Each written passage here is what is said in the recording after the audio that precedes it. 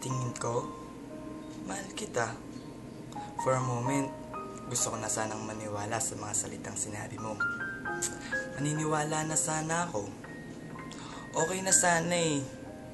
Andun na eh. It was a perfect moment. We were alone. We were doing our usual thing. You talk, I'll listen a bit. I talk, you always listen. Kahit pa wala ng sense yung mga sinasabi ko. Nakikinig ka pa rin. After all the silly stories have been said by me, you get your guitar and you just sing.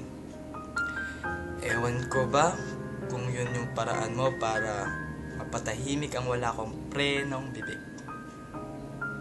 Pero ayos lang, dahil sa bawat pagtipa mo ng gitara, sa bawat pagkanta mo, talagang natatahimik ako. Siguro kasi na-imagine ko na para sa akin yung makanta mo. But as taklas as I am, bigla kitang babanatan ng panglalait. Ginagawa ko yun kasi ayoko nang makinig pa. Makinig pa sa mga awitin mong alam kong hindi kailanman para sa akin. Dati-dati, pag ganun ang ginagawa ko, gagantihan mo ko. Hanggang sa matapos sa buong araw ng asarang walang humpay. Pero ngayon, nakakagulat ka. Imbis pang asarang iganti mo, isang matagal ko nang hiling ang binigkas mo. Sa tingin ko, mahal kita. Hindi ako nakabanat. Actually, kung napansin mo, matahimik ako. I'm not like this. Lagi ako may panlaban sa lahat ng tao. Lalong-lalo na sa'yo. Pero yung mga salitang yun lang pala ang makakapagpablangko ng isipan ko. Sasagutin sana kita eh. Sabihin ko na sanang gago ka. Tagal kong hinintay. Nasabihin mo yan. Tagal ko na sanang nasabi sa'yong mahal din kita. Noon pa.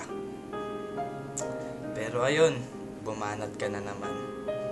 Tol, joke lang.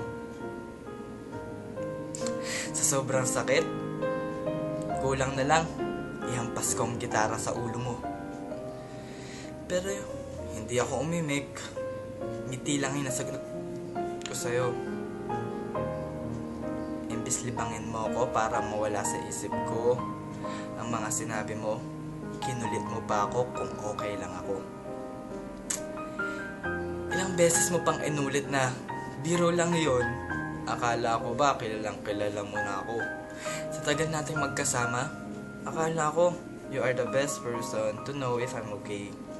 Tingin mo pa lang sa akin, alam mo na kung nasa mood ako o wala. A few minutes ago, I thought, as if you can see through me, sa ating dalawa, ikaw ang laging nakikinig. Samantalang ako yung talak na talak. Pero ngayon ko lang naisip, hindi ka pala marunong makinig. Kasi kung nakikinig ka, alam mo na sanang sa bawat araw, nakasama kita. Yun ang pinakamasayang oras ng buhay ko. Alam mo na sanang noon pa lang, mahal na kita. Sana nga lahat ng bagay madaan sa biro.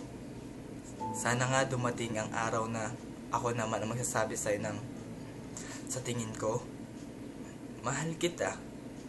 Pero alam kong kung dumating man ang araw na yon, mahihirapan akong sundan yon ng matinding banat na, tol, joke lang yun.